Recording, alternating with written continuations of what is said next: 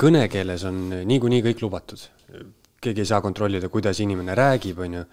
Aga sa mainisid seda seltsi, et keegi peab, mulle tundub vähemalt, et keegi peab ikkagi tegema selle otsuse, et nüüd me võime, ma ei tea, ainsuse nimetavas kirjutada kohvi, on ju. Et kes need liikmed seal on, kas need on emakeele õpetajad või on need, ma ei tea, ülikooli teadurid, uurijad, et kes toovad nii-öelda kõnekeelest mingisuguse asja, noh, kõik kasutavad seda piisavalt kaua, kõik saavad aru ja siis, ma ei tea, siis seltsi liikmed mõtlevad, et okei, et me ei pea mingisugust näpuga siin järgi ajama, lubame ka niimoodi kirjutada.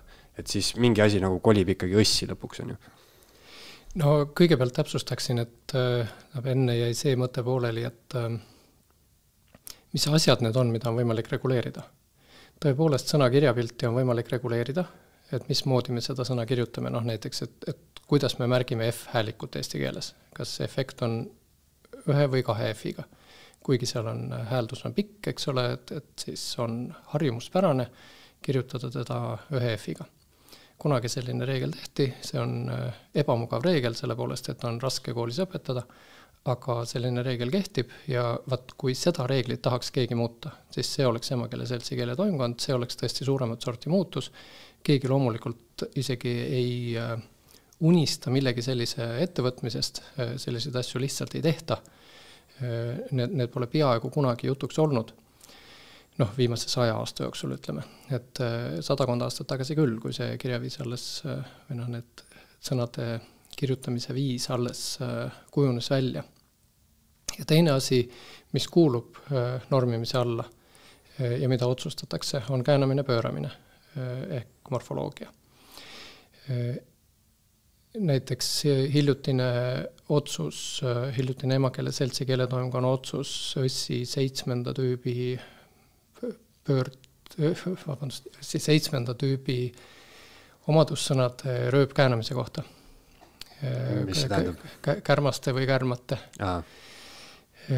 No et just nimelt, mis see tähendab. Et mul endal iga kord võtab pingutamist, et see täispealkiri välja öelda ja loomulikult ei ole kellelegi asjasse pühendamatule aru saada. Aga see on lihtsalt üks näide sellest, kus mingi aspekt keelest, mis kuulub normimise alla, otsustati muuta seda normingut. See, kui ma lisan õssi ühe uue sõna, ei tähenda normingu muutust, sest õssis on niikuinii umbes 1% eesti keele sõnadest. Ja see, kui sõna kohvi ei ole õssis, ei tähenda kuidagi, et sõna kohvi on keelatud. Samuti ei ole mingit keeleteaduslikku põhjendust võimalik leida sellele, et kohv ja kohvi oleks üks ja seesama sõna. 2 erinevat sõna, ühes on 4 tähte, teises on 5 tähte, üks lõpeb i-ga, teine ei lõppe. Lihtsalt 2 erinevat sõna ja küsimus on selles, et kas kohvi on ka sõna. No, et kohv on kindlasti sõna, aga kas kohvi on ka sõna või mitte, see ei kuulu normimise hulka. See kuulub kirjeldamise hulka, see, kui me kohvi õssi lisame, lihtsalt kirjeldab eesti keelt paremini. Ta ei anna mingisuguseid täiendavaid lubasid või ei võta mingisuguseid keeldusid maha. Samamoodi kõik need kokkulahku kirjutused, eks ole, et kui mis tahes näiteks kogu aeg on olnud fraas, adverbi fraas, kaassõna fraas, mis tahes. No näiteks mis maja tahes või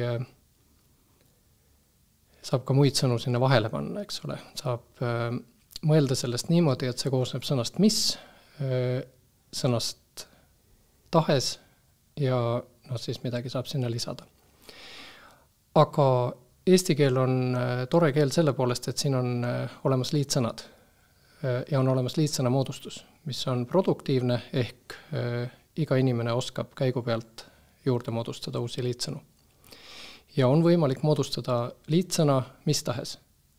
See ei ole enam adverbi fraas, see on liitadjektiiv, liitomadussõna ja sinna ei saa midagi vahele panna.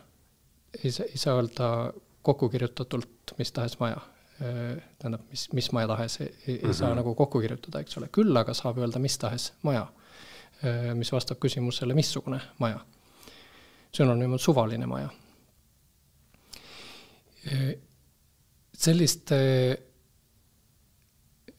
kui on olemas üks sõna ja lisatakse teine sõna, siis see lihtsalt teeb keele kirjelduse adekvaatsemaks, mitte ei anna kasutajale mingeid uusi lubasid.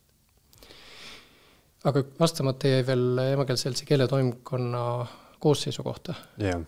Et nüüd, kui ma nüüd hakkan mälu järgi nimesid ette lugema, siis kardan midagi sassi ajada või kedagi ära unustada.